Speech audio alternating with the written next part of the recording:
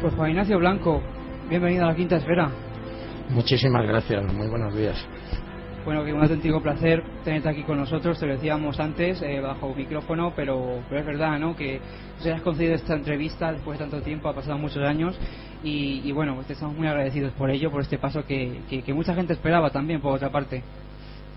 Bueno, yo estoy encantado por la sensibilidad y la educación con la que tratáis el tema, y aquí estoy dispuesto a someterme al tercer grado con todos vosotros. He de decirte antes de nada que han sido muchas personas las que nos han mandado estos días muchas preguntas, algunas te las hemos enviado a ti, otras te las haremos llegar en los próximos días. Muchas gracias de corazón, porque puedo decir que nos habéis desbordado literalmente. A Fran se lo comentaba hace unos minutos, nunca antes en la historia de la Quinta Esfera habíamos recibido tantos correos electrónicos con tantos mensajes de apoyo, de cariño, de admiración y tantas preguntas hacia tu figura, hacia tu carrera profesional, y queríamos dar las gracias a los oyentes por eso, ¿no? Sí, son muchísimas preguntas y va a ser difícil poderlas citar durante estas 2 horas, pero se va a intentar, y en los próximos días pues también estaremos atentos. Recordamos las vías de contacto. La Quinta Esfera se encuentra en Facebook, en Twitter como La Quinta Esfera. También tenemos nuestro propio blog, laquintaesferaweb.blogspot.com, y el correo electrónico para cualquier duda o lo que queráis comentarnos, laquintaesfera@radioritmo.org. Esas son las vías de contacto. Espero que lleguen preguntas hoy, porque aquí tenemos en directo a Juan Ignacio Blanco, es una oportunidad única, así que espero que los oyentes pues intenten estar un poquito más atentos en el día de hoy, aunque es difícil porque siempre lo están. Juan Ignacio, como decíamos, han pasado 20 años desde 1992 y tú empezaste a investigar el caso por esos años, y te queríamos preguntar cómo te sientes después de tantos años de investigación. Bueno, pues básicamente cansado porque es un muro detrás de otro lo que te vas encontrando constantemente. Lo que pasa es que, como yo he recibido también del caso Alcácer tantas cosas positivas, desde el conocimiento de las familias, de las niñas, hasta el cariño de miles de personas que me lo han ido demostrando diariamente y que todavía me lo siguen demostrando en la calle, reconociéndome, pidiéndome autógrafos, pues al final te das cuenta que es tremendamente gratificante lo que has hecho. Pero indiscutiblemente el enfrentarte con un muro como Alcácer es duro, pesado y cansado, porque ha supuesto, sobre todo, básicamente una batalla en los tribunales de justicia. Es decir, durante estos 20 años yo me he sentado 28 veces en el banquillo de los acusados, con todo lo que eso conlleva, es decir, la preparación de esos procedimientos, las preparaciones de una defensa, el contratar un abogado, el contratar un procurador, el gastarte dinero, el estar viajando constantemente a Valencia, el estar recibiendo condenas de sí porque sí, y esto es así.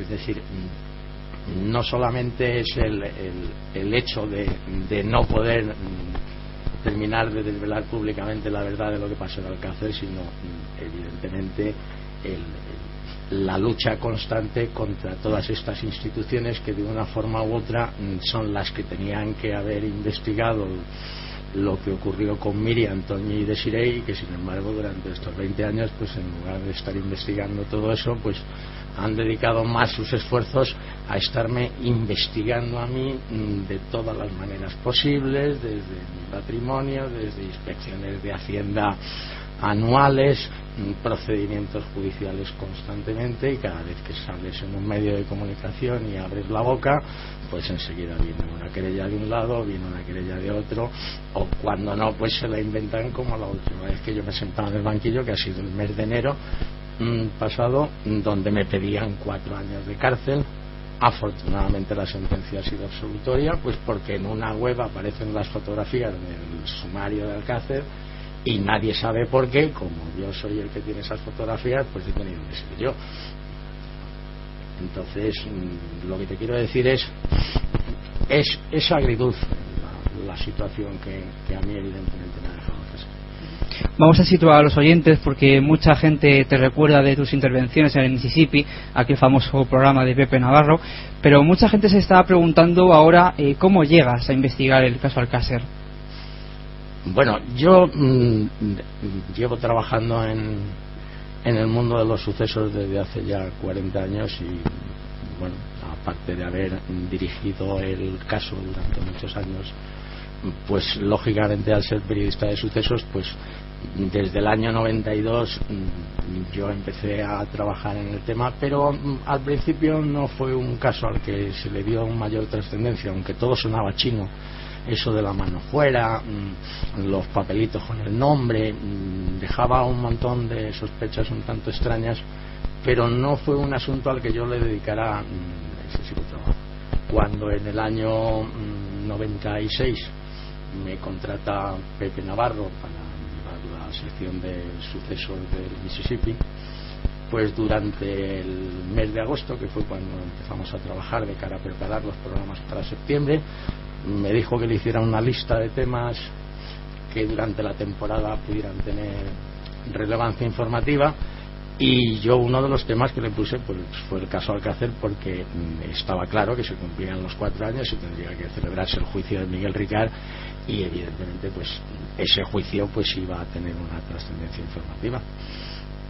El último día, como siempre, en la actitud de Pepe Navarro, es un periodista tremendamente particular, pero que le cuesta tomar decisiones y las toma siempre en el último minuto y en el último segundo, pues el último fin de semana de agosto, el viernes, cuando ya nos íbamos todos tranquilamente, me dice: hemos decidido que vamos a abrir el programa del Mississippi con el caso Alcácer. Bueno, ¿y qué quieres que haga yo? Si el viernes y empezamos el lunes, te coges un cámara, te vas a Valencia y te buscas la vida y traes lo que...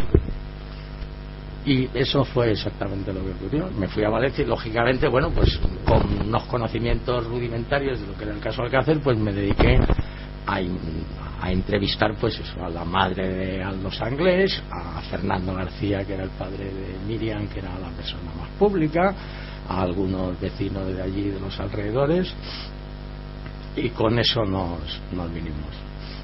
El primer programa del Mississippi de la temporada lo abrimos con Alcácer, las audiencias se dispararon y al día siguiente me dijo Pepe Navarro: te vas a Valencia y sigue con esto.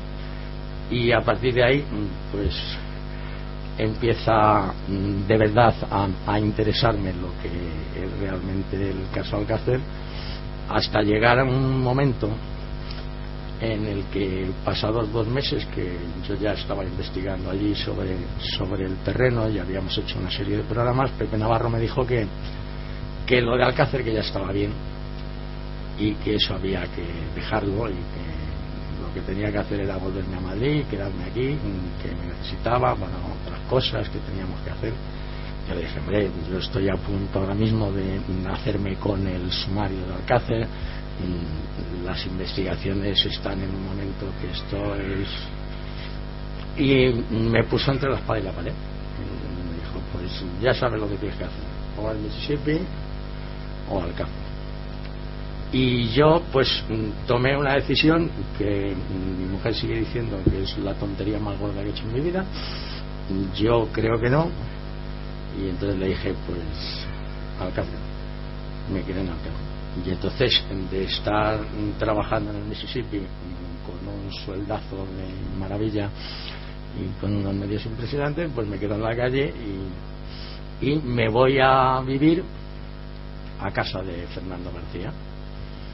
Fernando decide que si yo me quedo con él deja el trabajo y nos dedicamos en exclusividad a investigar qué es lo que ha sucedido sobre el tema. Se nos unen un grupo de distintas personas que voluntariamente tienen interés en trabajar en todo esto, y a partir de ahí pues mi trabajo fue 24 horas al día, en cuerpo y alma, dedicado a saber la famosa respuesta a esa pregunta de siempre, que es: ¿qué pasó en Alcácer? El título de su libro, por otra parte. Yo he de decir humildemente que empiezo a interesarme por el caso Alcácer. Yo casi lo que conocemos todos, ¿no? Lo que nos han contado en la versión oficial. Y yo empiezo a interesarme a raíz de leerme la sentencia, curiosamente, porque yo empiezo, bueno, vamos a ver, esto se ha hecho un juicio, hay una resolución, analicemos la sentencia. Y yo, curiosamente, leo la sentencia, voy a leerla un poco para que veáis el principio y me pregunto cosas. La sentencia empezaba así: el procesado, Miguel Ricard Tárrega, mayor de edad y sin antecedentes penales, siendo aproximadamente sobre las 8:10, y 8:20 de la tarde del día 13 de noviembre de 92, conduciendo un vehículo de su propiedad, un Opel Corsa de color blanco, matrícula V7757BJ, circulaba por el interior de la población de Picassent, Valencia, en compañía de otro varón identificado y que no se encuentra en el tribunal, a disposición de él, y posiblemente de alguna otra persona más. Bueno, ese es el pistoletazo de salida que a mí me hace preguntarme qué pasa aquí, porque la sentencia del caso Alcácer dice que posiblemente hay alguien más. Juan Ignacio.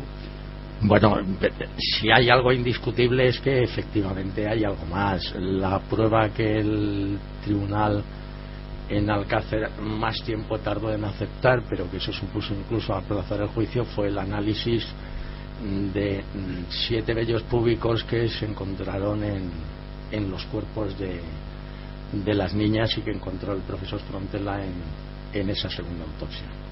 Esos 7 vellos púbicos que se encontraron cuando se realizaron los análisis de ADN mitocondrial en la Universidad de Santiago de Compostela, a petición del tribunal, no fue una solicitud de la acusación particular ni mucho menos, demuestra sin ningún género de dudas que pertenecen a 5 personas distintas y probablemente a 7, pero con absoluta seguridad 5 personas distintas. Evidentemente el tribunal en el caso Alcácer no puede obviar un hecho como este, y luego, bueno, pues en la sentencia, en lo que son los razonamientos jurídicos, es una de las cosas que deja absolutamente clara, y que además ordena en la propia sentencia que se continúen las investigaciones para averiguar a quién pueden pertenecer esos bienes públicos. De hecho, se abre una pieza separada del sumario, lo que se ha conocido vulgarmente como el sumario B de Alcácer, dedicado para investigar la participación de Antonio Anglés y otros, recalco lo de otros, con un mandato de que eso se investigue. Eso es desde el año 97 que se dicta la sentencia del caso Alcácer hasta la fecha de hoy, que han pasado 16 años prácticamente. Las investigaciones, y lo puedo decir porque yo soy una de las partes personadas en el sumario B y conozco todos los documentos de ese sumario, no se ha investigado absolutamente nada que tenga relación con esos vellos públicos ni con la participación de terceras personas. Únicamente se ha vuelto a reinvestigar la fuga de Anglés, y lo único que queda absolutamente demostrado sin ningún género de dudas es que la gran falacia de las muchas que hay en el caso Alcácer es la fuga de Antonio Anglés, que eso es como el cuento de Caperucita, pero que en lugar de firmarlo Perrol, pues lo firman funcionarios judiciales, ¿sabes? Es lo único que se ha hecho en todo ese sumario B hasta la fecha. Viendo esta resolución de la sentencia, yo quería preguntarte para ti cuáles son los fallos principales de este caso, porque tiene que haberlos, y los hay, de hecho. Es que si uno se pone a analizar, que es lo que han hecho siempre con el caso Alcácer, para intentar desviar la atención a la realidad de lo que es el caso Alcácer, es que ellos han sido los que han planteado el debate, y el que plantea el debate pues tiene el 90% de posibilidades de ganar, y ellos han planteado el debate es 3 niñas muertas, Antonio Anglés y Miguel Ricard culpables, vamos a debatir. Y llevamos intentando debatir que no han podido ser, que si la romana, que si las autopsias, que si la investigación de la policía, que si los pelos, que si la epífisis distal, que si el doble enterramiento, que si las situaciones, y dices... Y claro, lógicamente ahí es donde nos hemos perdido todos los periodistas y todos los investigadores de España durante años, hasta que llega un momento en el que te das cuenta de que es que el problema es completamente distinto, es que Alcácer no tiene absolutamente nada que ver con eso. Entonces hay que cambiar, simplemente es una cuestión de cambiar el color del cristal con el que se mira, y de pronto empiezas a ver cómo las cosas se difuminan y se ponen muy transparentes. Pero básicamente se han cometido errores gravísimos por parte de los investigadores de la Guardia Civil, se han cometido errores gravísimos por parte de los médicos forenses, se han cometido errores gravísimos por parte del Instituto Nacional de Toxicología, y sobre todo se han cometido gravísimos errores por parte de la Fiscalía en Valencia. El ir desmenuzando, unos son mejores, otros son peores, otros han sido más gordos, muchos de ellos han sido errores no voluntarios, sí, pero que ha habido errores con voluntariedad también. Eso sería otro punto a debatir, pero nosotros queremos empezar por el principio, luego te preguntaremos un poco por ese otro debate que planteas. Pero bueno, siempre se ha dicho, al menos es la versión oficial la que lo cuenta, que el 13 de noviembre del 92, 3 chicas que querían ir a una discoteca llamada Color, en Picassent, están haciendo autostop, son llevadas a Picassent por una pareja, y de repente, cerca de la gasolinera, desaparecen, y según una testigo suben a un coche de 4 puertas que está ocupado por 4 personas. Eso dice María Dolores Badal en el juicio. ¿Ese es el debate que se plantea, o tú crees en esa versión? No, si algo ha quedado demostrado, y quedó demostrado durante el juicio, es que ninguna de las personas que dijeron que las vieron en ese supuesto trayecto desde Alcácer hasta Picassent las vieron de verdad. Entonces eso es algo, desde las 2 personas que las recogen haciendo autostop, pasando por el chico de la moto que luego dice que las vuelve a ver, hasta María Dolores Badal, ninguna ve a las niñas. Realmente la única que de verdad obra de buena fe es María Dolores Badal, que entiende que lo que ve es así, pero como luego además demostró una de las acusaciones populares, a la hora en la que ella vio que las niñas entraban en ese supuesto coche blanco de 4 puertas, no se pudo haber producido. Entonces partimos de la base.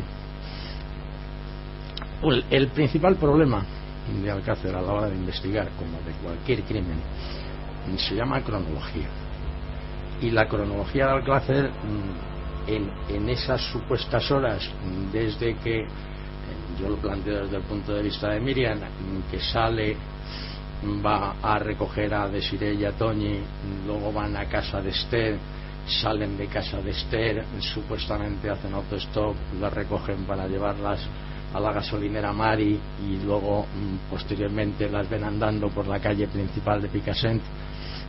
Todo ese recorrido no cuadra de ninguna manera posible, o sea, ni por A, ni por B, ni por C. En fin, lo hemos intentado hacer. Si luego encima además vas a los lugares y los visitas, te das cuenta que hay situaciones, pues como a mí me reconoció uno de esos supuestos testigos, que en el juicio declaró haberlas visto, pues no las puede ver, porque donde él dice que se encuentra situado y donde dice que ve a las niñas, en la calle principal de Picassent, hace como una especie de S, y evidentemente desde su posición hasta donde dice que ve a las niñas hay un montón de edificios enfrente que te impiden absolutamente la visibilidad, y por tanto no se ve.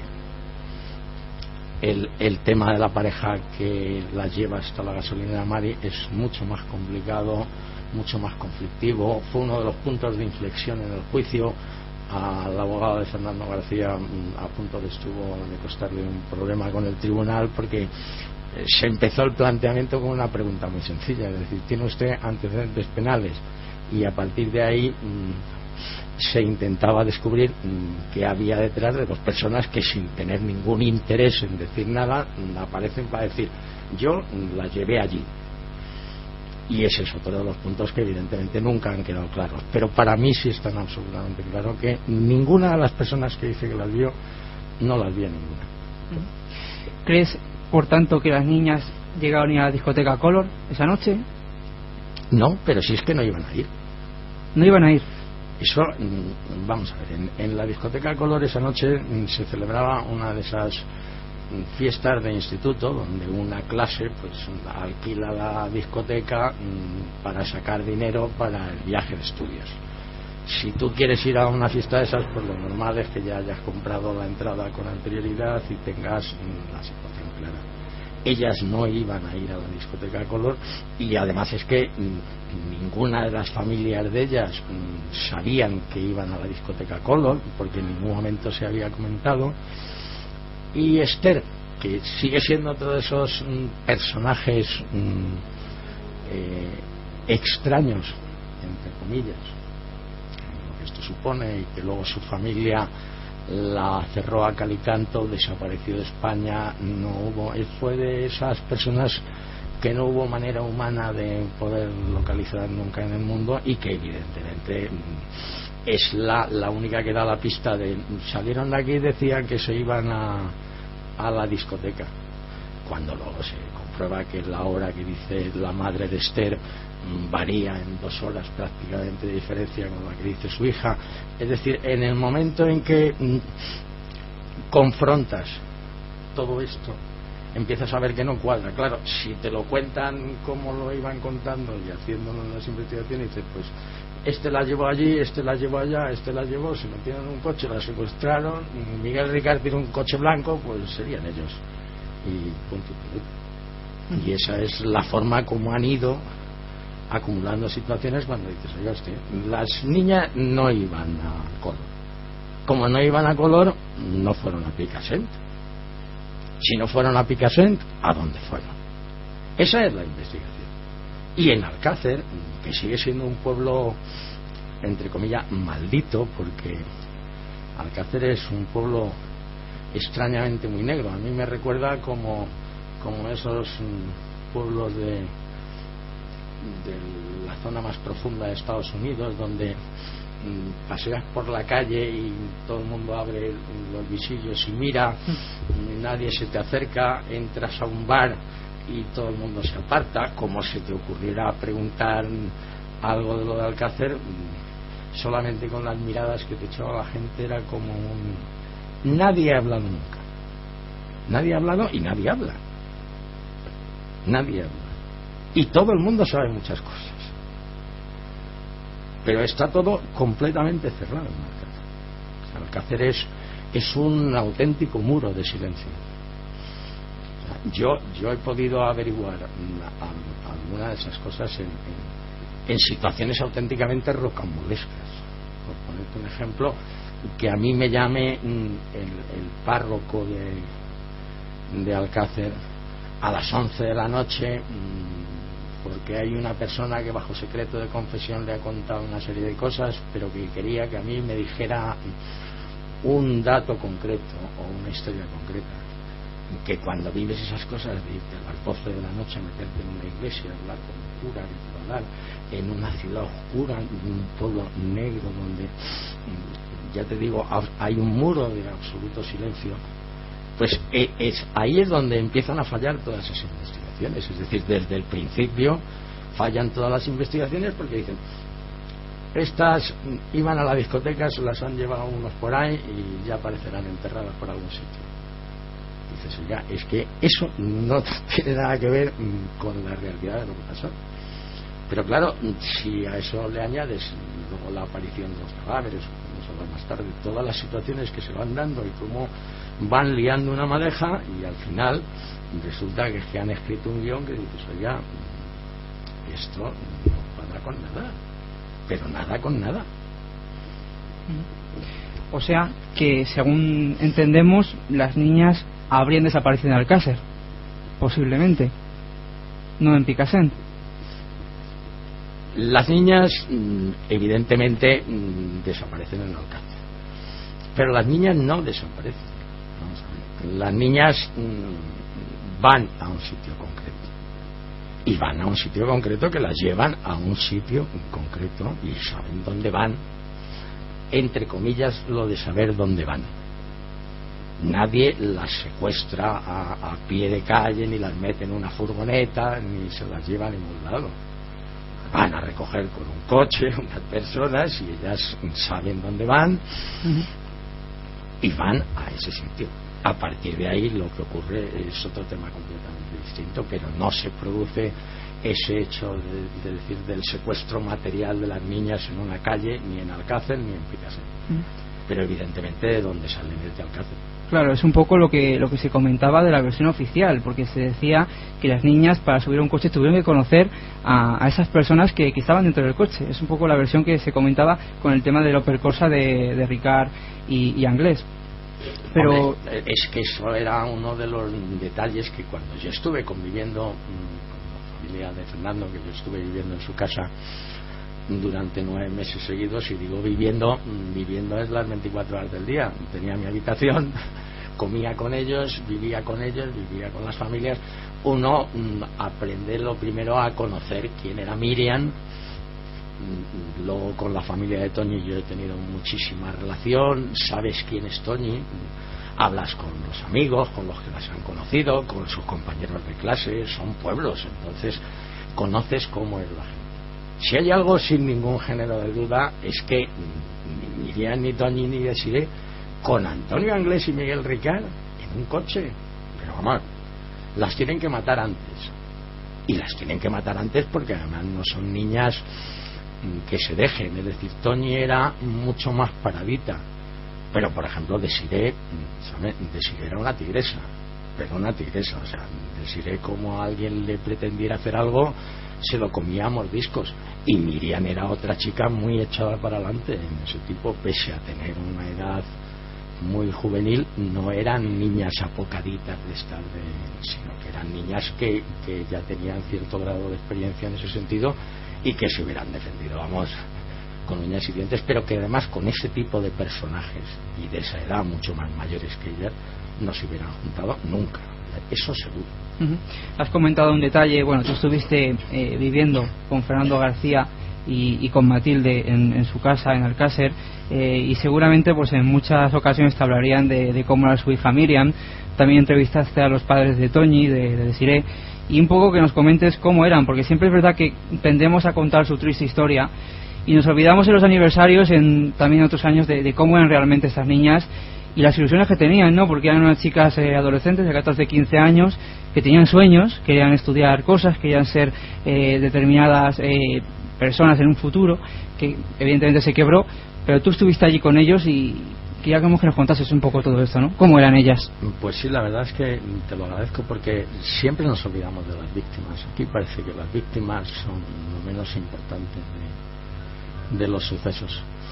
Pues mira, Miriam era una chica de un nivel bastante alto de inteligencia, con una alumna de muy buenas notas, y lo que más le importaba y le interesaba en su vida era el ballet.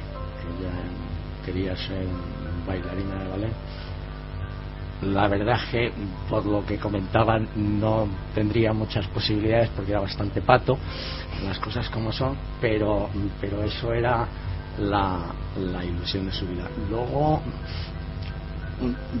tenía una disposición de cariño y afectividad, algo que yo he vivido en la casa de Fernando, y es decir, eso se mama, es decir, son cariñosos, o sea, por encima de todo, es decir, es gente que suelta cariño por todos los lados. Y ella, pues, lo que se había dedicado prácticamente también es a ser madre de su tercer hermano, porque Fernando García y Matilde Iborra tuvieron 3 hijos. El mayor, Fernando, que en el momento en el que ocurrieron los hechos, pues tenía 16 años. Luego estaba Miriam, que tenía 14, y luego estaba Martín, el canijo, aunque yo le tengo un cariño súper especial, que tenía 8 años, y que quizás pues por esa diferencia pues Miriam había jugado un poco al juego de ser madre con su hermano y era su auténtica pasión, es decir, la pasión de Martín con Miriam y de Miriam con su hermano pequeño. Aquello era auténticamente vamos, como si fueran un bomboncito. Desirée era una chica muy especial, pero muy especial. Eso es algo que todo el mundo te lo dice cuando preguntas por Desirée en el pueblo, cuando vas con los amigos, te decían, es alguien especial. Una chica de un carácter fuerte, como te he comentado antes, pese a tener 14 años, muy echada para adelante, una absoluta deportista en todos los sentidos, o sea, hacía de todo. Si no estaba corriendo por la calle, estaba patinando, si no estaba jugando al baloncesto y si no estaba haciendo, pero el deporte era su pasión. Perdón. El deporte y las fiestas, ¿no? Como es lógico y normal, estamos hablando de niñas que tienen 14 años y que están en los albores y que ya bien salían con algún chico y ese tipo de cosas, y entonces estaban pues eso, en los inicios esos de la edad del pavo. Le había cambiado un poco el carácter a Desirée evidentemente la situación del cáncer terminal de su padre, el saber que de hecho el padre de Desirée murió 4 meses después de desaparecer su hija, y eso evidentemente, claro, con 14 años el ver que tu padre se está muriendo de cáncer pues la había marcado mucho, y por lo que comentaba la gente pues estaba de peor carácter que últimamente. Y Toñi era pues llamarlo de alguna manera, era una, podrías decir, de ese tipo de chicas que parece que van todo el día correteando por un campo de flores, y una persona absolutamente así limpia, sana, pura, pero todavía tremendamente infantil, más infantil que ellas dos pese a ser mayor, porque Toñi tenía un año más, 15 años, y sin embargo era la más infantil, más niña. Que había algo que, bueno, de esas cosas que se producen también en Valencia y más en los pueblos y que no se podrían producir en otros sitios, es sorprendente que estas 3 niñas pues a lo mejor en Madrid pues no hubieran estado juntas en una pandilla, porque provenían de clases sociales absolutamente diferentes. Entonces, mientras la familia de Toñi es una familia tremendamente humilde, la familia de Desirée ya era una familia medio acomodada, y la familia de Miriam era una familia de gente con muchísimo dinero. Entonces, lo interesante de todo esto es que eso no era óbice para que las 3 fueran, junto con Esther, pues un grupo en el que eran una auténtica piña, y donde de verdad se querían, o sea, es decir, y las quería todo el mundo. Porque yo, incluso pese a los problemas que todos sabemos que ha habido entre Fernando García y la madre de Desirée, pero por ejemplo, cuando hablo con Fernando, he hablado con Fernando de Desirée, a Fernando es que se le cae la baba porque Desirée era una persona también muy cariñosa cuando se ponía, igual que era muy bruta para otras cosas de carácter, era una chica muy cariñosa y muy dulce. Claro, estás hablando de niñas de 14 años en ese momento. La verdad es que eran, no porque estén muertas, ¿no? Es porque sus defectos pues me imagino que tendrían pues como todo el mundo, ¿no? Pero de verdad que eran 3 niñas que eran una auténtica gozada al convivir con ellas, y todo el mundo además que ha convivido con ellas vamos, el vacío que han dejado ha sido impresionante. Hoy de hecho hemos de decirlo, es un dato, hoy sería el cumpleaños de Desirée. Ella nació un 17 de febrero, hoy sería su cumpleaños. Y bueno, has mencionado a una cuarta niña de Alcácer, Esther Martínez, que bueno, se libró aquel día de lo que pasó a las demás. Estuvo en tratamiento psicológico, si no me equivoco, lo pasó bastante mal la niña después de todo aquello. Y vamos a retomar un poco la historia donde habíamos dejado antes. Estábamos en el 13 de noviembre, cuando las niñas desaparecen, no se sabe nada de ellas. Por lo que me has contado, Juan Ignacio, Fernando hizo una labor enorme, ¿no?, de empapelar prácticamente todo Alcácer en los pocos días de la desaparición de su hija y de sus amigas.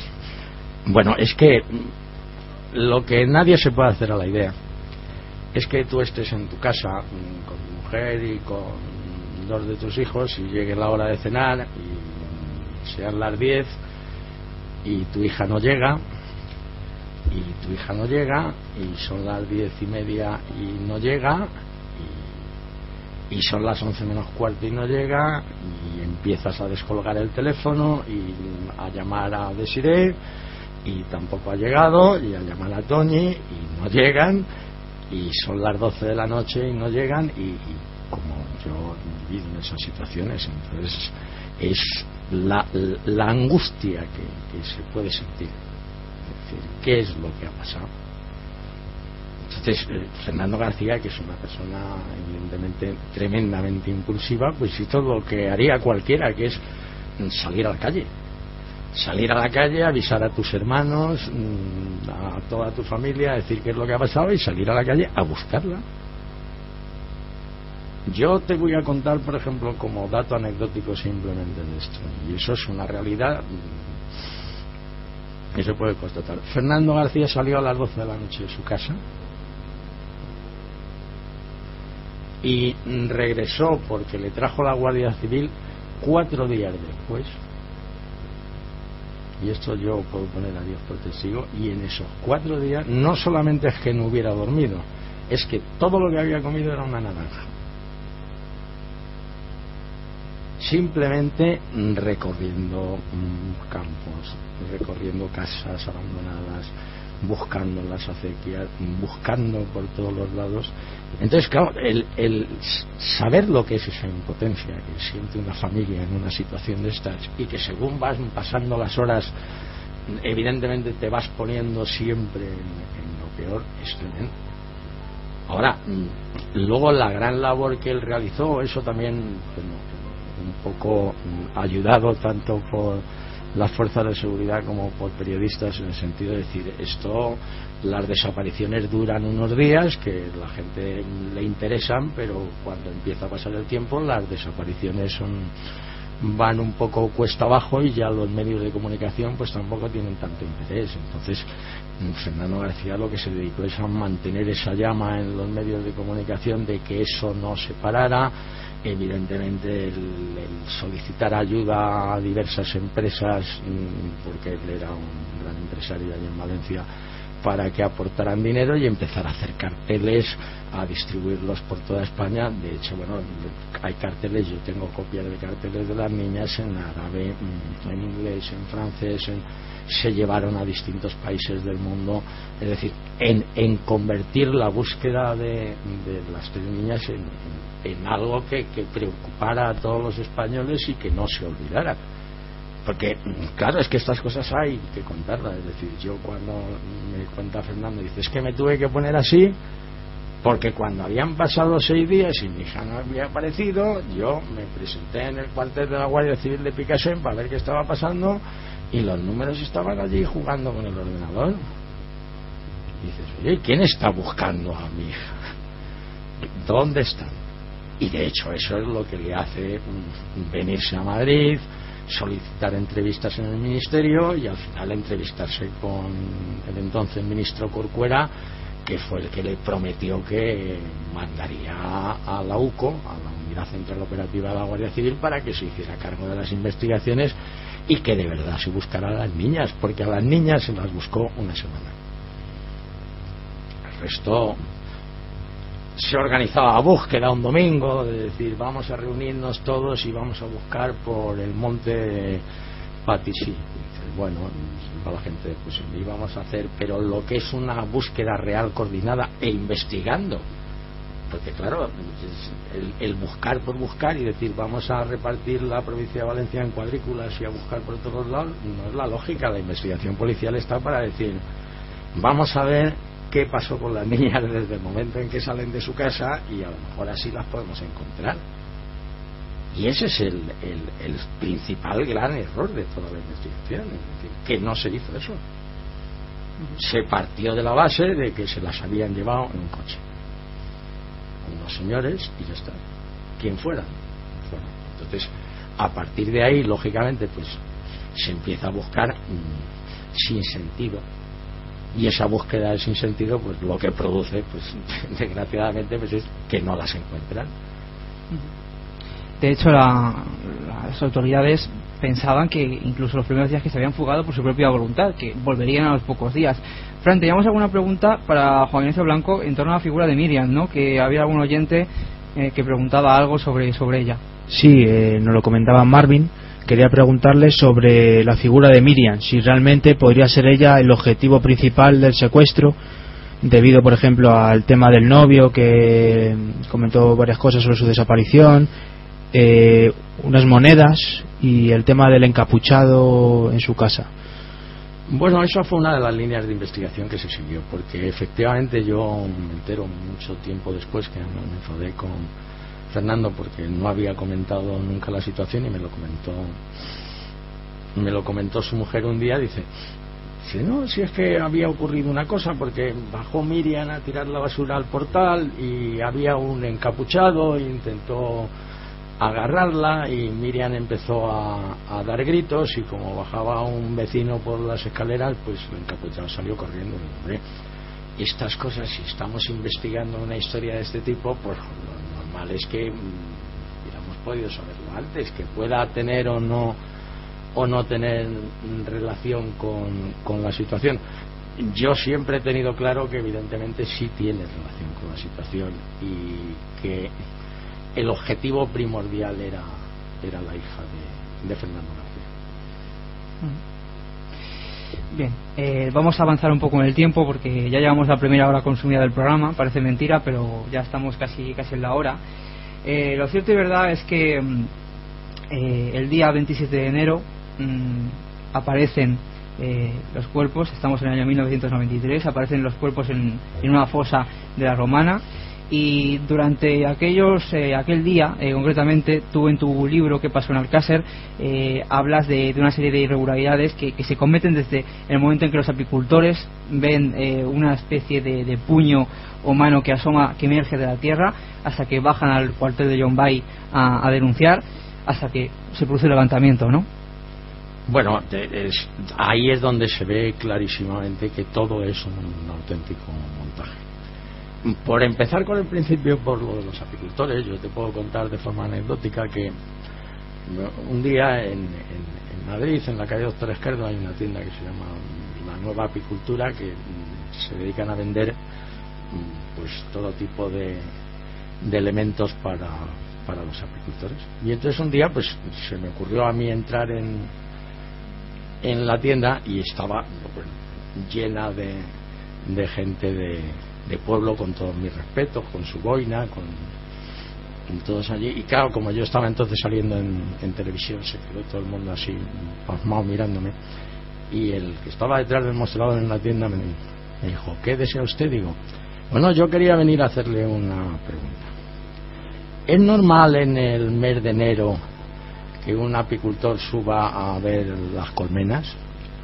Y la respuesta que me dio, que no se me olvidará jamás, me dijo, usted de periodismo sabrá mucho, pero de colmenas no tiene ni puta idea. Digo, no, si es una pregunta. No, nunca se sube en enero a ver ninguna colmena. Las abejas en invierno necesitan la miel para alimentarse, y las colmenas no se tocan hasta la primavera. Digo, pero ni en Valencia, que es una zona distinta de las de Madrid, en ningún sitio. Además, en caso de poder ir, porque puedes subir un día a verlas, pues por si el invierno ha sido crudo o ha llovido o ha granizado, se te ha soltado alguna de las maderas de las colmenas o alguna cosa. Lo que no se sube es temprano, por una razón muy sencilla, porque hasta que el sol no calienta las colmenas, las abejas no están tranquilas. Con frío no se puede tocar un panal, porque las abejas salen con una... A raíz de eso, pues ya te das cuenta y dices, entonces, ¿a qué fueron el colmenero y se lleva además a alguien que no se ha llevado jamás, que es su cuñado, y quedan a las 7 de la mañana para subirse a ver las colmenas a un sitio que es auténticamente infernal para llegar, como es llegar hasta la Romana, y eso todos los temas que podremos hablar. Es decir, eso es un camino de piedras donde no hay quien suba, o sea, destrozas los coches con una facilidad pasmosa. ¿A qué sube alguien a las 7 de la mañana hasta allí? Y dices, ¿cuál es la respuesta al colmenero? Dice, pues nada, como hemos llegado aquí y todavía hace mucho frío y hasta las 11 o así no podemos hacer nada, me voy a ir a dar un paseo por los alrededores, tú quédate aquí sentado. A su cuñado, claro, abajo. Y cuando se va a dar el paseo, de pronto, ¡ay, mira lo que me he encontrado! Y llegas y dices, oiga, a mí esto me suena chino. Pero cuando luego vas y se lo preguntas, ¿sabes? Él te dice que es chino, pero se encierra en su casa. Yo he intentado entrevistarle un montón de veces, hablar con él. Cada vez que su mujer me ve aparecer por allí, se encierra en casa, empiezan a gritar la mujer, como hables con un periodista, me ahorco ahora mismo en la cocina, me corto las venas, me clavo un cuchillo, no sé qué. Y es encerrar a una persona que evidentemente es una de las muchas claves que te dice. Yo subí ahí donde dijeron, tú sube y a ver qué te encuentras, y lo que me encuentro es esto. Pero lo más sorprendente de todo es que una persona que ya de antemano te reconoce todo eso, y luego él te dice que lo que había ahí no es lo que aparece en las fotografías. Y eso lo dice durante el juicio, en su declaración en el juicio, cuando el Ministerio Fiscal le enseña 27 veces las famosas fotografías de los huesos del antebrazo de Toñi con el famoso reloj. Y dice, eso no es lo que había ahí. Ahí había un puño de hombre, no unos huesos con un reloj. Y dices, ya te quedas así y dices, si bajo juramento el señor dice lo que hay en las fotos no es lo que yo vi.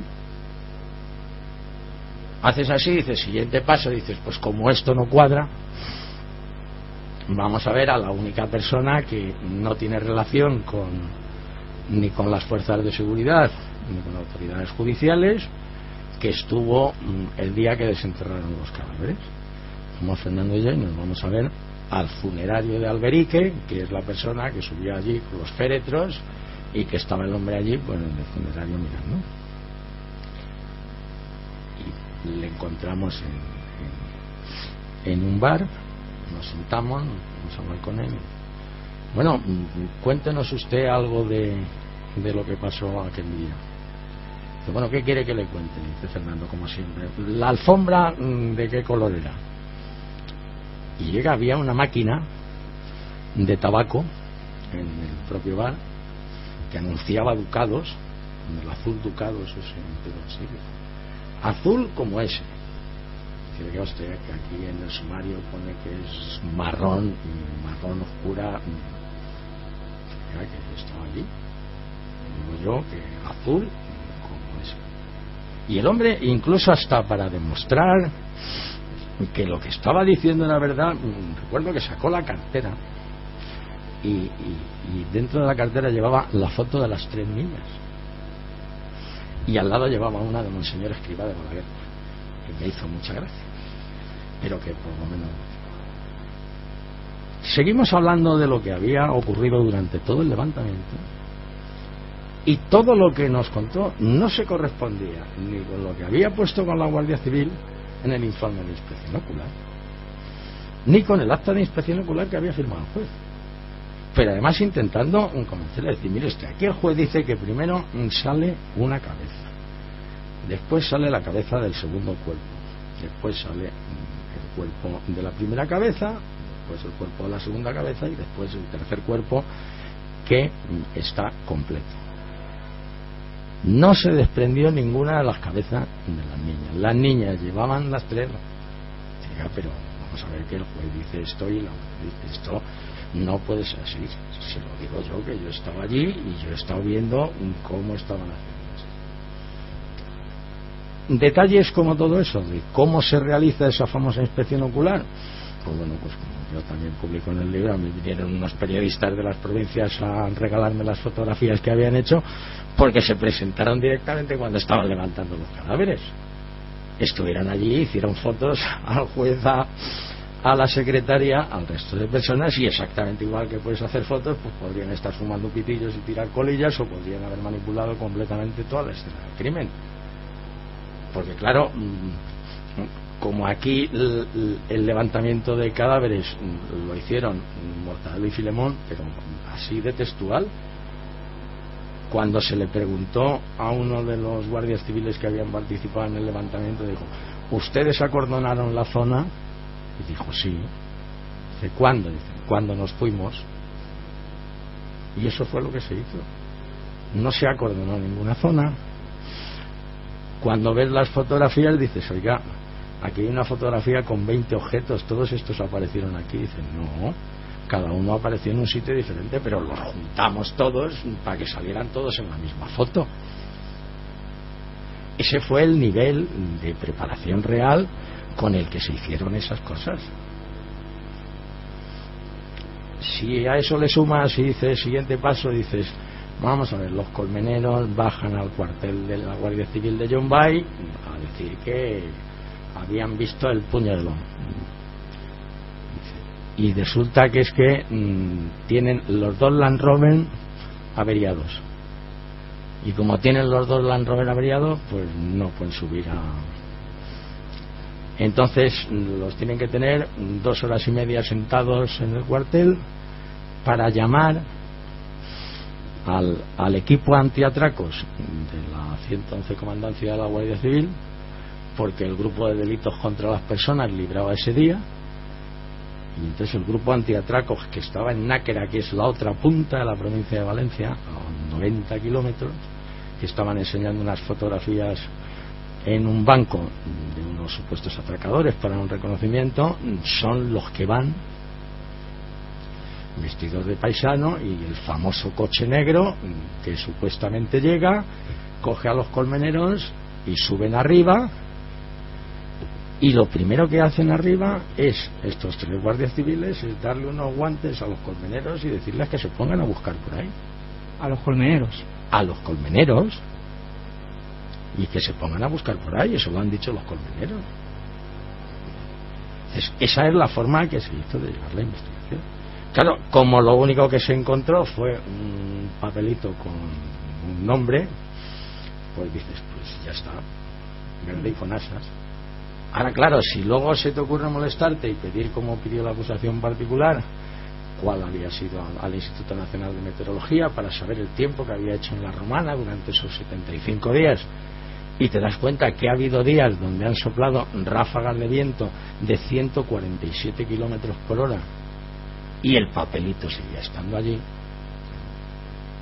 Recuerdo que don Fernando García, con esa guasa de sevillano que tiene, porque él es sevillano, siempre contaba el chiste y se reía, dice: cuando subamos un día a la Romana, si hace mucho viento, dice: tú agárrate al papelito, agárrate al papelito.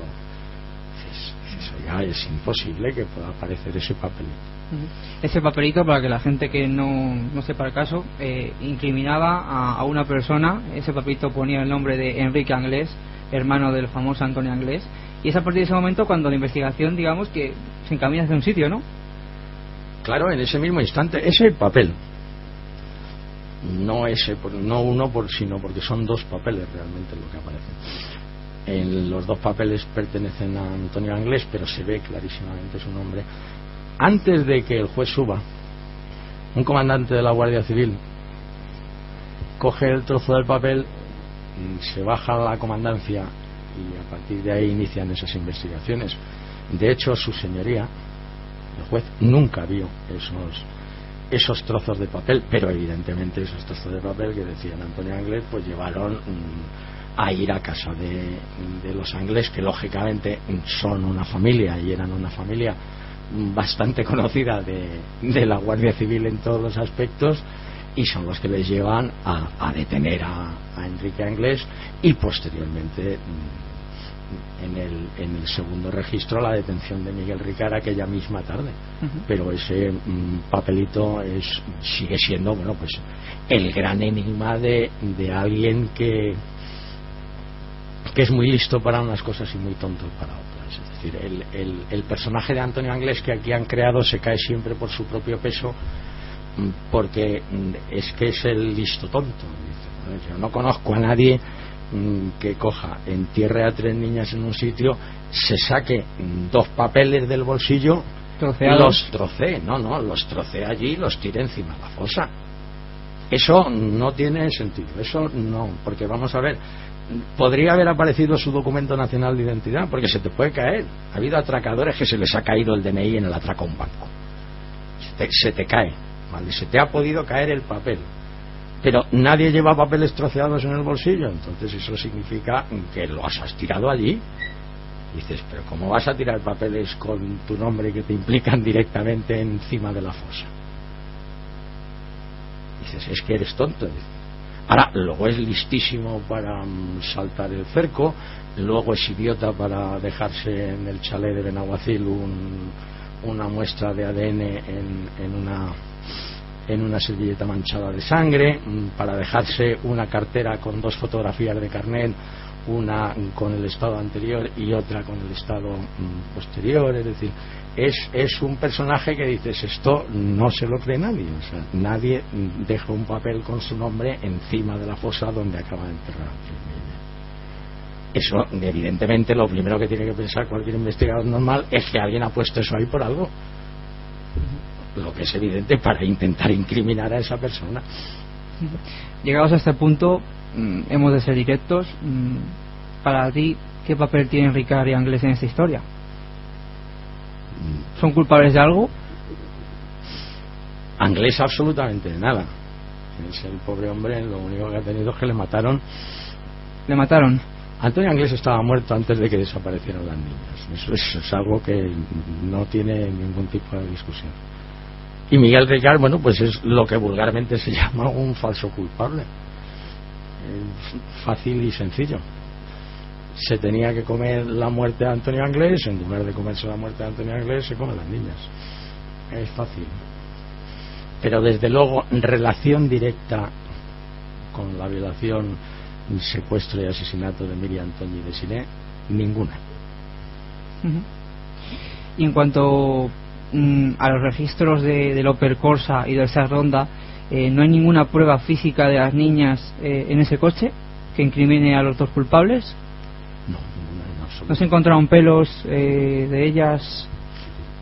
Se encuentran una serie de pelos un tanto extraños que morfológicamente podrían tener parecido con los de Desiré, pero se encuentran precisamente en el Seat Ronda, un coche que compran bastantes días después de la desaparición de las niñas. En el Opel Corsa no aparece algo que es absolutamente curioso, o sea, no aparece ni una huella de Miguel Ricard, y el coche era suyo.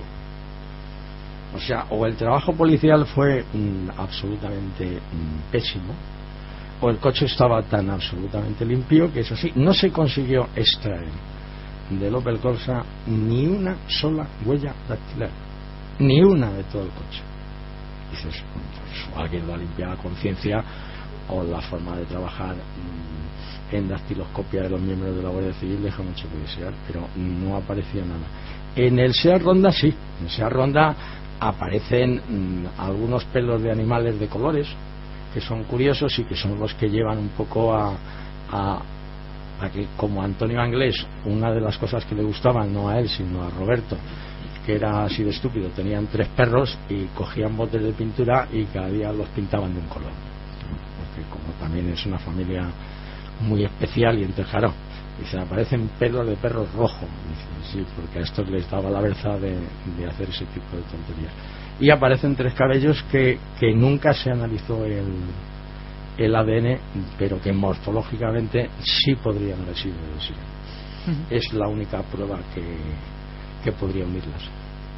dices que Antonio Anglés estaba muerto antes del secuestro de las niñas o de la aparición de los cadáveres, la romana. Entonces, la fuga de Antonio Anglés, que siempre nos han contado, eso que salta desde su casa, se refugia en Alborache, va a Villamarchante, después a Minglanilla y después a Lisboa. Pero si es que todo es imposible. Es decir, hay cosas, vamos a ver, cuando tú subes a casa de los Anglés y te asomas por la ventana donde dices que saltó Antonio Anglés, yo hice la mili en la brigada paracaidista, sé lo que es saltar. El salto que dicen que dio, que además lo tenía que dar en oblicuo, no es un salto en recto, porque si salta en recto se mata, ¿sabes? Para saltar al tejadillo de la otra parte, que es un salto en oblicuo, es un salto de 9 metros que como mínimo te parten los 2 tobillos con absoluta seguridad.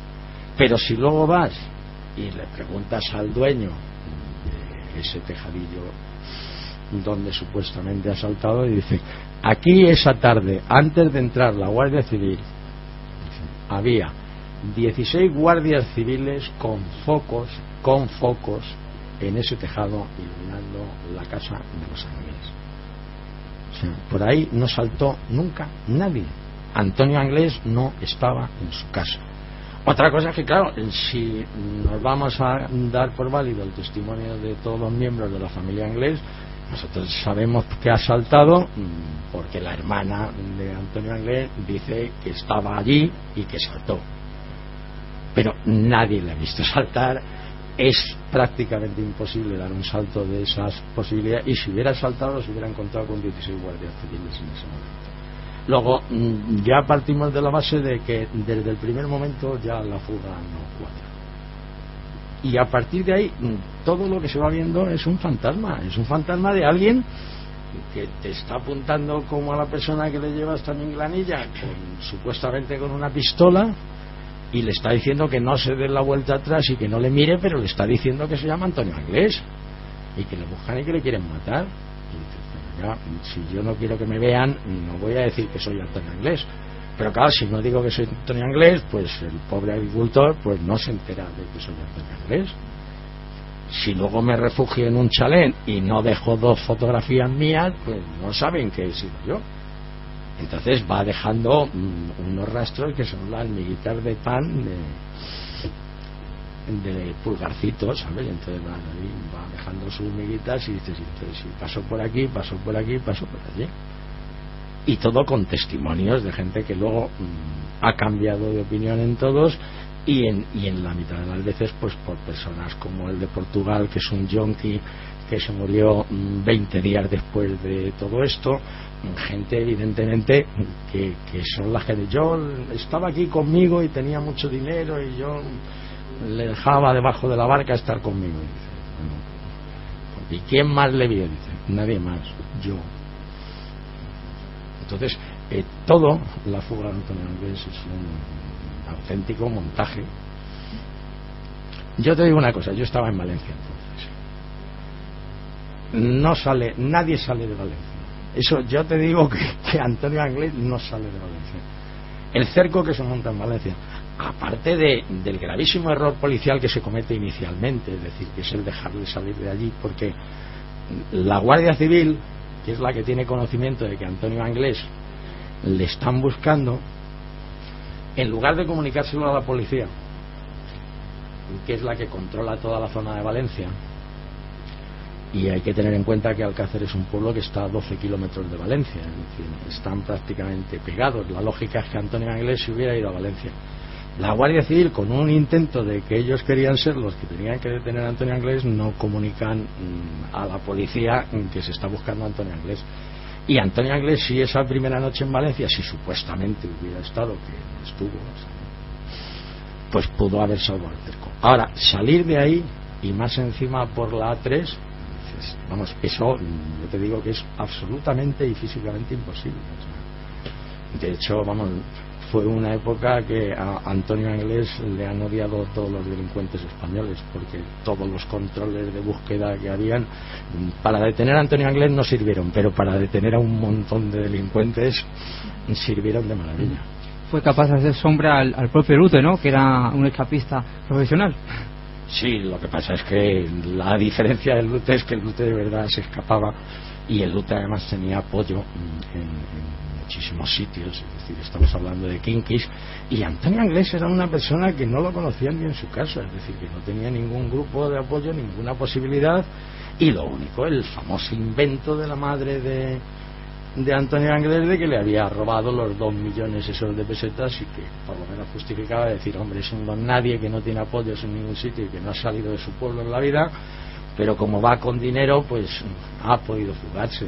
Pero para poder fugarte en un momento determinado tienes que contar siempre con apoyos de personas que te puedan esconder y sitios donde puedas ir. Antonio Anglés llega a Madrid y empieza a mirar para arriba y dice, sí, te detiene la policía en 6 minutos, no sabe ni dónde estás. El caso es que a quien detienen es a Miguel Ricard, que se declara sorprendentemente culpable del crimen. ¿Por qué? ¿Qué pasa ahí? ¿Por qué de la noche a la mañana decide confesar y declararse, si no autor, cooperador? Porque él siempre descargó la culpabilidad a Antonio Anglés. Claro, sí, es que aquí el saber que Antonio Anglés fue el que asesinó a las niñas no lo sabemos nada más que porque Miguel Ricard, que además según los informes de los psicólogos forenses es un mentiroso compulsivo, dice que ha sido él. No hay nadie más que haya dicho que haya sido. Es Miguel Ricard el que acusa a Antonio Anglés. No, lo sorprendente de la detención de Miguel Ricard es todo desde el principio. Es ilógico que Miguel Ricard, que es un delincuente profesional que acababa de salir de la cárcel hacía una semana, que tenía 2 causas pendientes, vuelva a casa de los Anglés, que es donde él está viviendo, se encuentre 2 Land Rover de la Guardia Civil en la puerta, 4 guardias civiles en la puerta, y en lugar de darse la vuelta, que es lo normal que hacen todos los delincuentes de España, ¿sabes?, vaya tranquilamente y se meta directamente con una bolsa de naranjas que sube a ver a Neusa para llevarse. Cuando está allí, pues lógicamente lo detienen, se lo llevan a la Guardia Civil, le toman declaración no como acusado, sino simplemente una indagatoria. Él dice que no tiene absolutamente nada que ver, que no sabe nada de nada, y que además cuando mataron a las niñas él estaba en la cárcel. El sargento Pizarro coge, se ponen en contacto con la cárcel de Picassent y les confirman que efectivamente Miguel Ricard, y eso está en los documentos del sumario, Miguel Ricard estaba en la cárcel ese día. Pero fíjate por dónde el sargento Pizarro tiene una extraña iluminación y dice que no se cree eso y que vayan a comprobarlo. Y entonces él, junto con un número, se van hasta la cárcel de Picassent a comprobar efectivamente si si Miguel Ricard estaba en la cárcel el 13 de noviembre. Y cuando vuelven, sorprendentemente, pues en la cárcel se habían equivocado y ya no estaba en la cárcel Miguel Ricard. Con ese argumento de que les había mentido en la indagatoria y de que no estaba en la cárcel, se procede oficialmente a la detención de Miguel Ricard. Se le leen sus derechos y se le hace que firme la hoja típica esa que te ponen de si deseas declarar, a quién quieres que llame y si quieres nombrar abogado. Y Miguel Ricard marca la casilla de que no quiere declarar. Lo meten en el calabozo y ahí se queda. 4 horas antes de que se cumpla el plazo de las 72 horas y lo tenga que poner a disposición judicial, el sargento Pizarro tiene una entrevista personal en el calabozo con Miguel Ricard. Y entonces Miguel Ricard decide de pronto que quiere declarar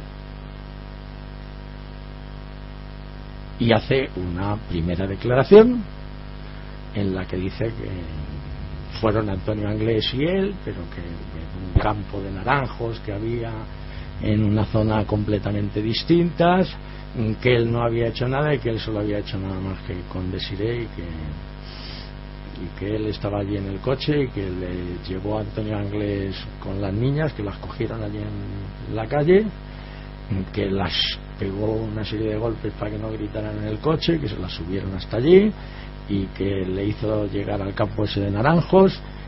Se bajó del coche, cogió a Toñi, se fue con ella y que al rato volvió, cogió a Miriam, se fue con ella y que él se quedó allí con Desiree y más o menos como que lo que hubo fue una especie de sexo consentido entre Desiree y él, y que Antonio Anglés cuando ya volvió se llevó también a Desiree y que de pronto oyó 3 disparos y que ya ahí se acabó. Con esa declaración ponen a Miguel Ricard a disposición judicial y cuando presta declaración ante el juez, ya la declaración no tiene absolutamente nada que ver con la anterior de la Guardia Civil.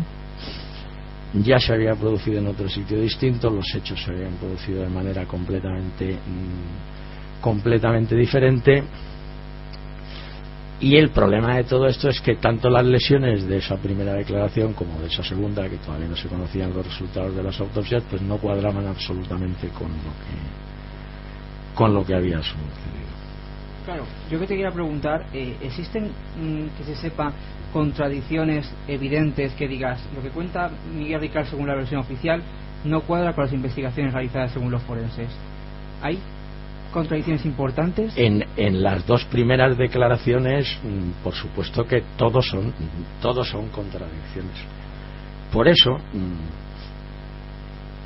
cuando Miguel Ricard está en la cárcel y se conocen, porque evidentemente el juez después de esa declaración dice que tiene que estar en prisión provisional, el problema de todo esto es que cuando aparecen, no aparecen, sino que los forenses remiten los informes de autopsia y el Instituto Nacional de Toxicología manda los primeros informes de las distintas lesiones de las niñas, pues se ve perfectamente que es que eso no cuadra en absoluto con ninguna de las 2 declaraciones que hay de Miguel Ricard. Entonces vuelve a producirse otro hecho sintomático y entonces Miguel Ricard, que está en la cárcel desde el día 1 de febrero, pues el día 2 de marzo el sargento Pizarro va a la cárcel a visitar a Miguel Ricard, y en esa visita que él hace a Miguel Ricard supuestamente para enseñarles fotografías de otra serie de delincuentes para ver si podían ayudar en la fuga de Antonio Anglés, pues Miguel Ricard, no se sabe lo que pasa, pues cuando ve a Pizarro pues le entran unas ganas tremendas de declarar y entonces decide que quiere hacer una nueva declaración en el juzgado. Y entonces es cuando sacan a Miguel Ricard de la cárcel, le llevan nuevamente a declarar al juzgado, y es la famosa declaración del 3 de marzo, que es la que yo siempre he llamado la definitiva, una declaración que a la hora de transcribirla ocupa 4 folios, pero que comenzó a las 9 de la mañana y terminó a las 5:30 de la madrugada. Y en esa ya nueva declaración definitiva pues es donde ya Miguel Ricard dice pues la famosa bala esa de que Antonio Anglés le encasquilla la pistola y la bala está, y claro, como han encontrado la Guardia Civil una bala en la fosa, pues eso ya une, donde las lesiones que se han producido, pues él ya habla de los golpes, de cómo lo han hecho, de si esta la violamos, de si esta no, siempre fallando en un tema absolutamente concreto que es el más sorprendente de toda esta situación, que es decir, es en la violación vaginal de Toñi. Es decir, a Toñi nadie sabe exactamente por qué no la violaron vaginalmente, y Toñi murió con el himen intacto, era virgen. Sin embargo, todas las declaraciones de Miguel Ricard, todas, y los hechos probados de la sentencia, lo primero que dicen es que a la primera que violan y vaginalmente es a Toñi. Y eso consta en los hechos probados de la sentencia.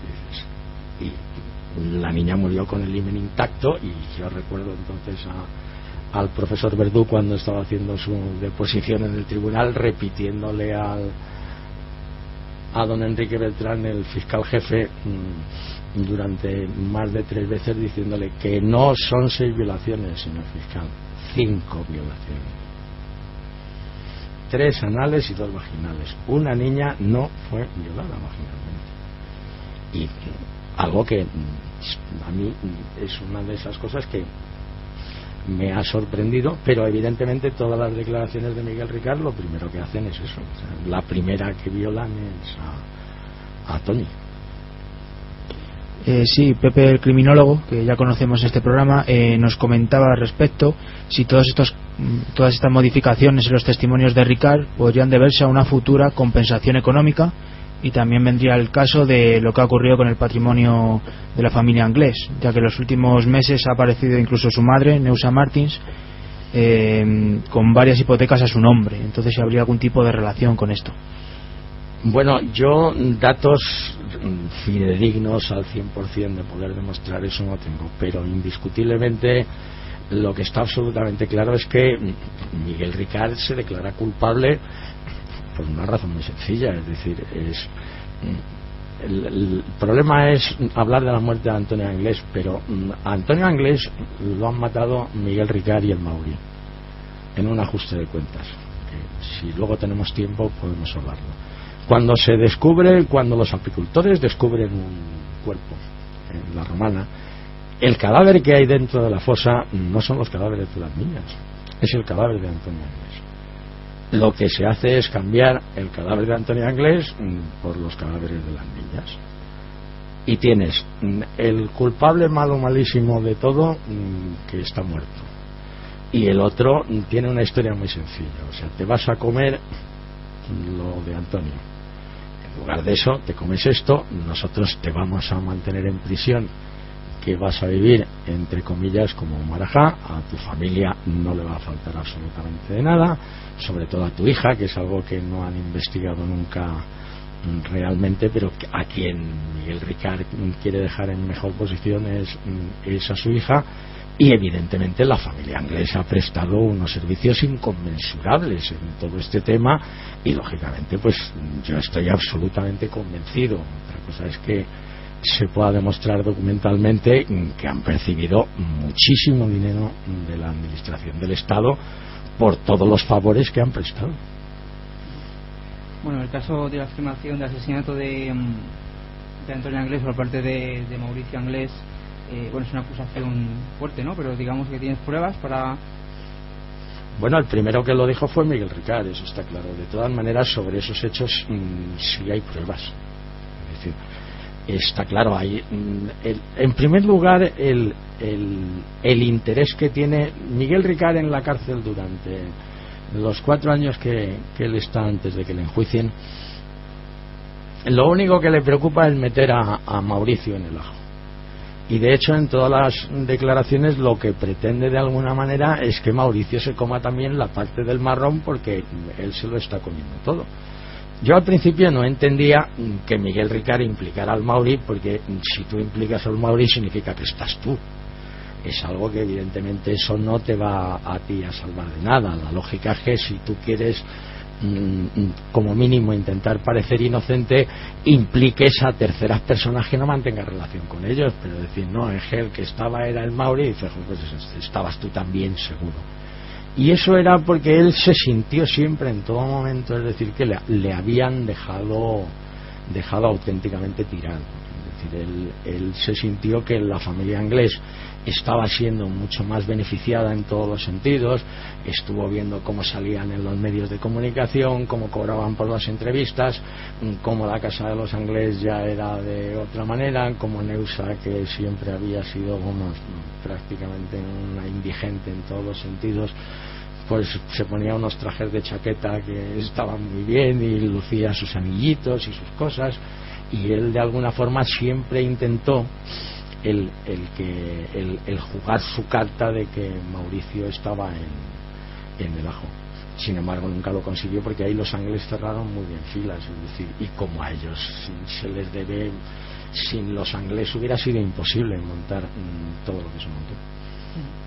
Eso lo dejamos ahí como una teoría. Lo que sí que es cierto es que Miguel Ricard confiesa que los crímenes se hacen en la Romana, en esta caseta de 2 plantas. ¿Hay pruebas evidentes que demuestren que las niñas estuvieron allí? No, ninguna. Absolutamente ninguna. Hay una única prueba que a todos nos sorprende, que luego encima ni se analizara ni se preguntara. Lo único que apareció que pudiera tener relación con las niñas fue un pendiente de aro de plata al lado de uno de los colchones. Ese pendiente, inexplicablemente, lo lógico es que cuando se hubiera encontrado, pues se lo hubieran llevado a las 3 familias para ver si podían identificarlo como perteneciente a alguna de las niñas. Eso jamás se hizo, nunca se hizo. Y luego, sin embargo, sí se pretendió en el juicio pues intentar demostrar que como Miriam le gustaban ese tipo de pendientes y probablemente llevarían pendientes de aro de plata, podría ser de ella, y fue pues como la única forma de dejar que a lo mejor eso pues podría ser que hubieran estado. Pero perdón, pero no apareció ni una sola gota de sangre. Estamos hablando de que la caseta de la Romana tiene un suelo de yeso que es poroso, que en el momento en que echas una gota de sangre no la quitas o picas el suelo, ¿sabes? O sea, eso no tiene solución.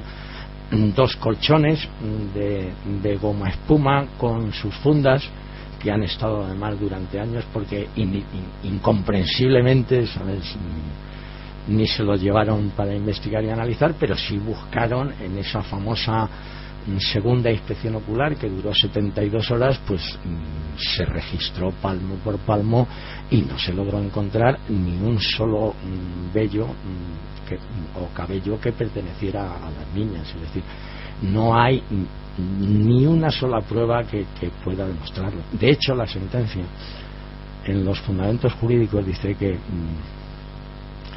que la ausencia de pruebas en la caseta de la Romana ensombrece, dicen textualmente, el relato, pero que como no lo hace imposible, pues que ha podido ser en la Romana. Pero evidentemente en la Romana no se encontró absolutamente nada que ligara a las niñas. Cuando nosotros en el programa pasado hablábamos con Pepe, criminólogo, que ha investigado la zona de la Romana, él llegaba a la conclusión, como también llegó Frontera, de que había posiblemente un doble enterramiento. Analizar la tierra y compararla con las fotografías, el barro no coincidía. De hecho, se sabe que Frontera encontró fosforescencia, ¿no?, en los zapatos de las niñas. ¿Esto qué significa? Bueno, lo que se encontraron es, tanto en los zapatos como en los propios cuerpos de las niñas, se encontraron restos que evidentemente no se le ha dado ningún tipo de explicación y que no tenían nada que ver con el paraje en el que nos encontrábamos. Es decir, no cuadraba absolutamente para nada. De hecho, la gran sorpresa, que fue para todos los médicos forenses y que quizás es la que avala lógicamente el segundo enterramiento sin ningún género de dudas, es la ausencia de livideces cadavéricas.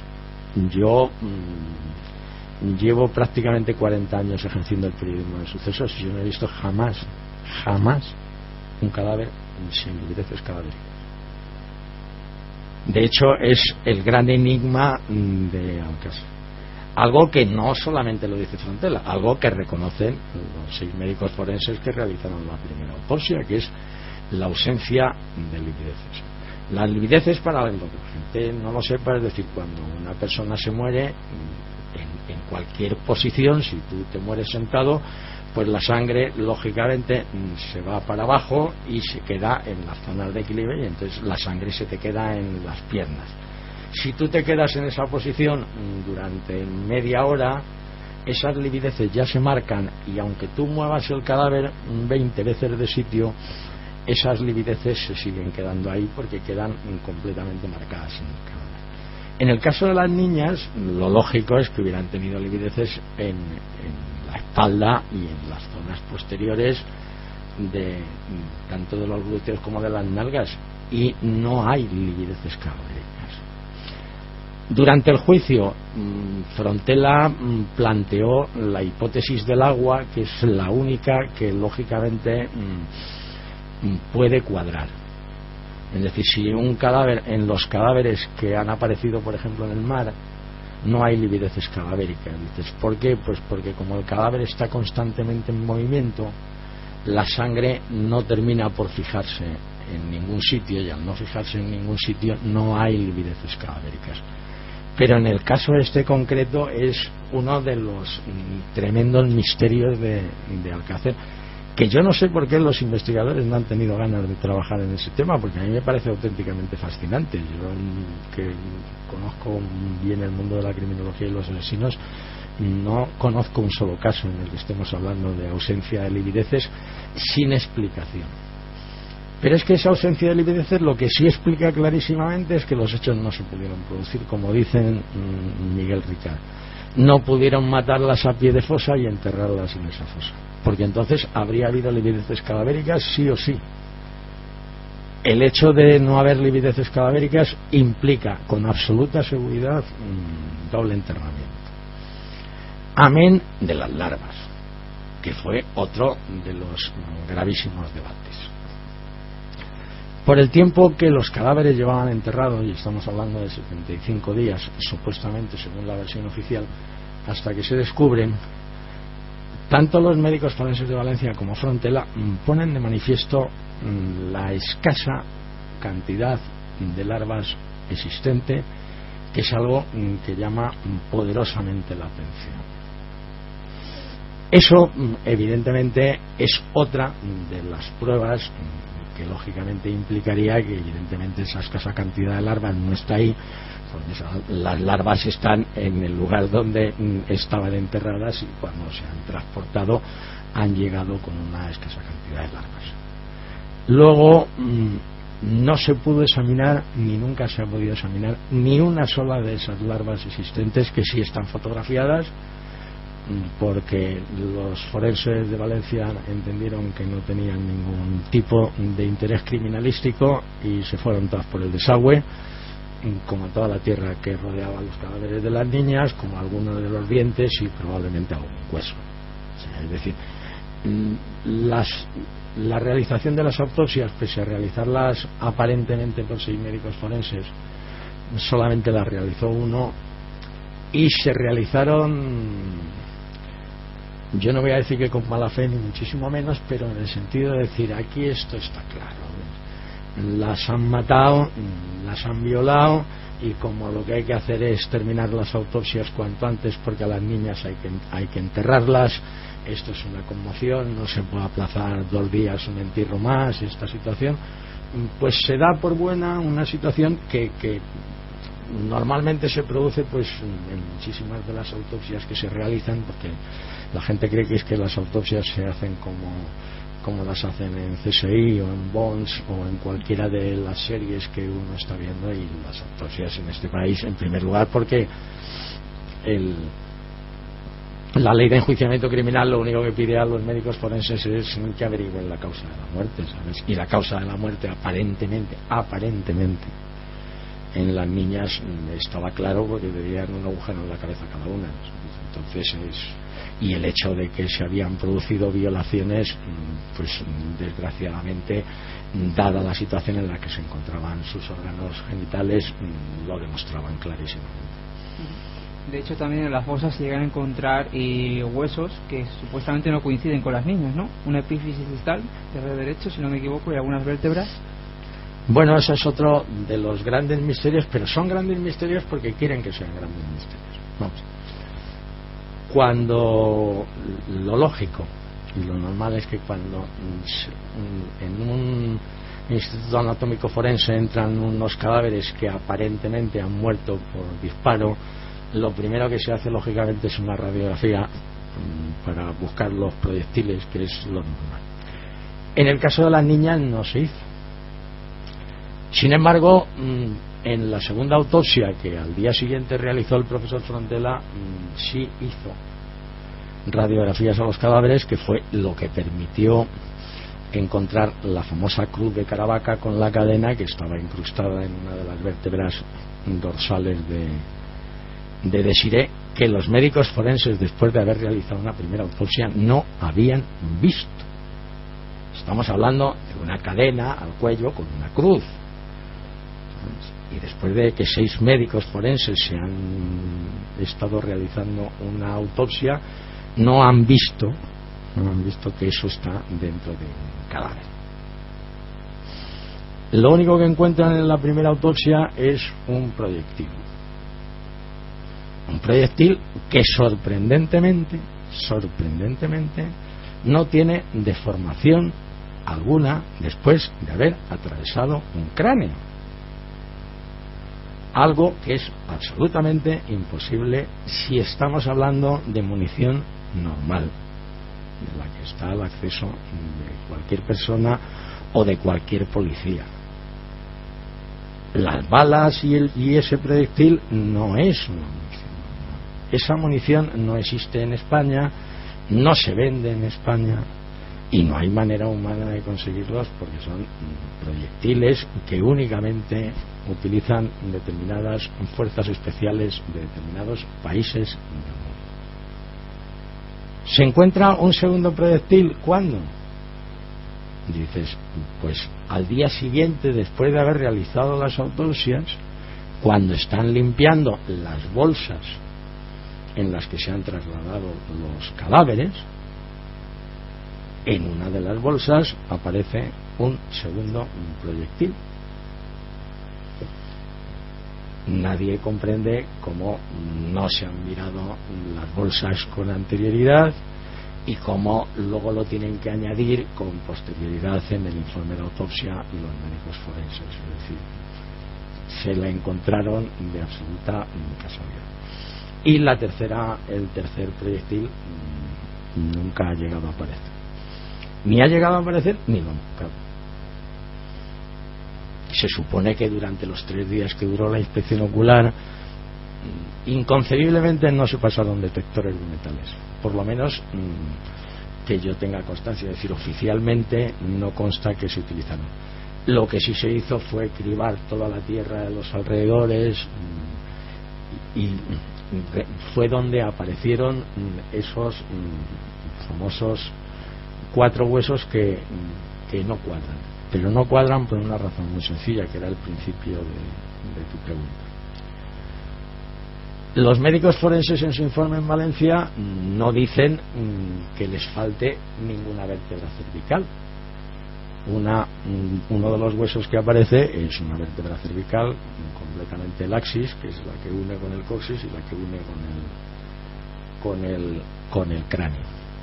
Ellos no anotan que les falte ninguna. Al profesor Frontela tampoco deja anotación que le falte ninguna.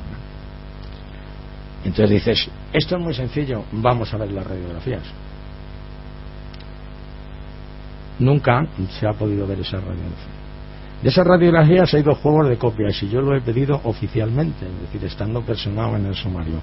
Uno lo tiene el profesor Frontela, que fue quien realizó las radiografías, y otro porque en el Instituto Anatómico Forense de Valencia le obligaron a dejar una copia de las radiografías. Con esas radiografías se podría. Pero es que yo he estado, siendo Frontela un forense que pagaba a don Fernando García, pagábamos nosotros, como yo siempre me englobo en la tarea de don Fernando García, en la Facultad de Sevilla, y le he cogido por la pechera. Pero me ha dado exactamente igual. No he visto las radiografías. No se han visto esas radiografías. Y ya no es el hecho de que ese hueso pudiera o no pertenecer. Hay un hueso que es el más preocupante. Aparece una epífisis distal, que es este hueso de la muñeca que sobresale, que ese indiscutiblemente no se le daba ninguna importancia hasta que en el juicio cuando fue el perito del Instituto Anatómico Forense y se le preguntó por la famosa epífisis distal, lo primero que dijo es que la epífisis distal había sido serrada.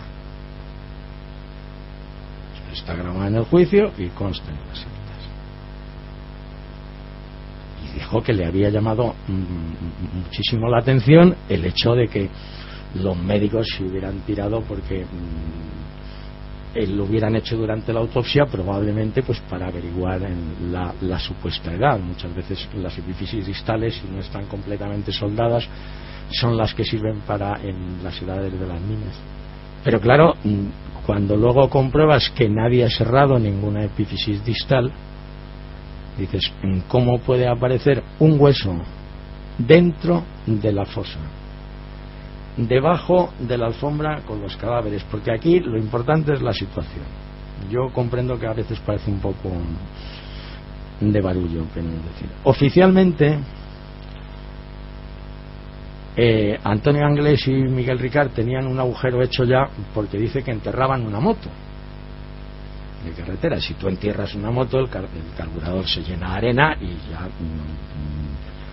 ya puedes tú tener moto cuando quieras. Pero bueno, había un agujero.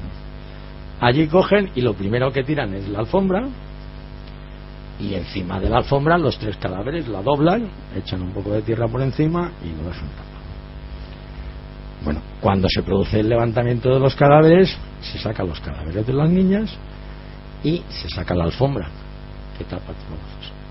Bueno, pues debajo es donde se encuentran estos huesos. Debajo de la moqueta. Claro, debajo de la moqueta. Y dice uno, ¿cómo han podido pasarse por la moqueta los huesos para abajo? Dices, pues es imposible. Dices, eso es físicamente imposible. Entonces dices, ¿puede ser que sean de otras personas? Dices, es lo lógico. Dices, ¿pides que se analice el ADN de la epífisis distal cerrada? Y te dice el juez que no. Recurres a la audiencia y te dicen que no. Dices, bueno, pero vamos a ver de quién es la epífisis distal, si es de las niñas o si no es de las niñas. ¿De quién es? Se ha quedado sin analizar. ¿De quién es la vértebra cervical? No lo sabemos. ¿De quién son las 2 falanges que se encontraron? Tampoco lo sabemos. Pero no es que no lo sabemos, es que no les da la gana de quererlo saber. Es que es muy sencillo. Diga usted, analice esos huesos y saque el ADN. Y vamos a ver si son de las niñas. Porque si no, nos encontramos con otro dilema, que es el que ha abierto a muchos investigadores del caso Alcácer las puertas a teorías de la conspiración, por una razón muy sencilla, porque la lógica que se le ha ocurrido a cualquiera, es decir, las niñas estaban enterradas en una fosa donde había más cadáveres,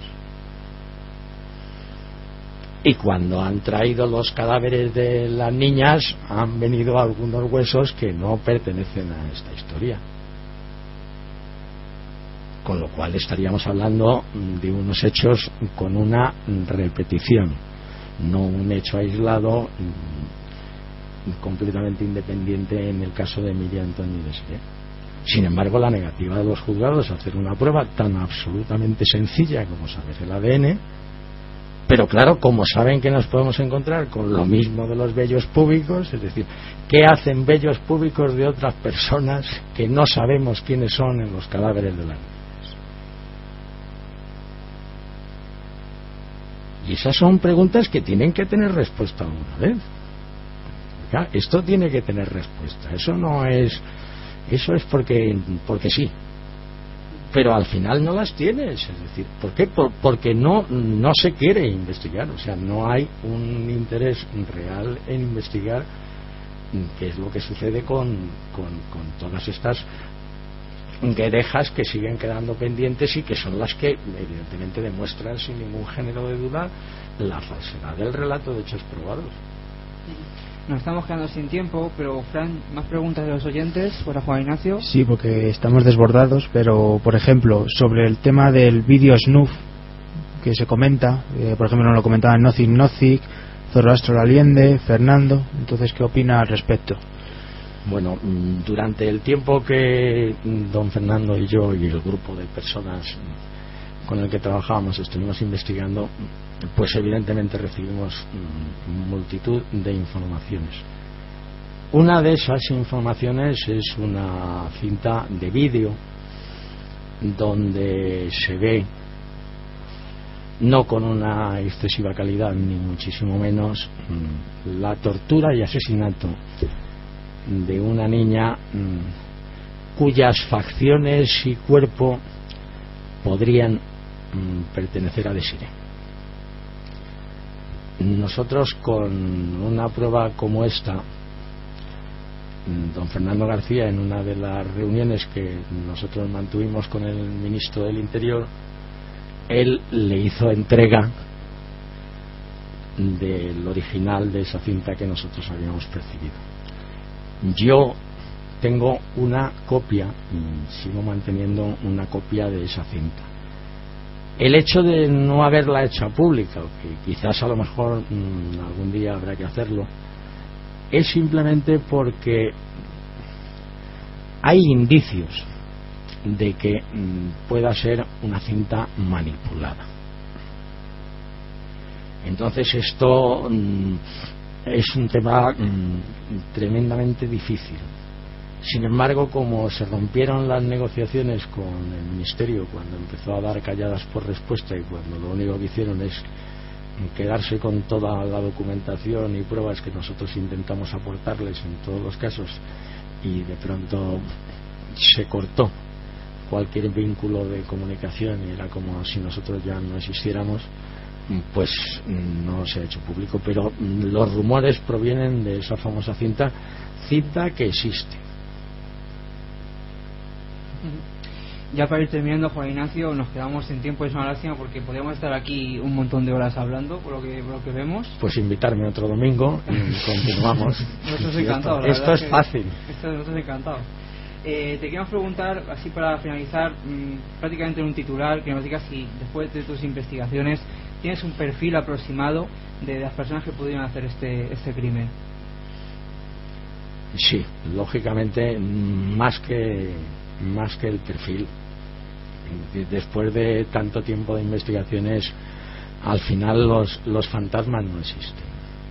Entonces los hechos los cometen seres humanos y los cometen personas más o menos fáciles o difíciles de poder llegar en un momento determinado hasta ellos, y muchísimo más difícil el demostrar realmente con pruebas que sean válidas en los tribunales de justicia que estas personas fueron. Pero indiscutiblemente los tiros siempre van pues por los mismos sitios. El pueblo, que no es nada tonto nunca, siempre tiene muy claro esto. Evidentemente un obrero que se tiene que levantar a las 6 de la mañana para ir a currar no es quien se dedica a hacer estas cosas.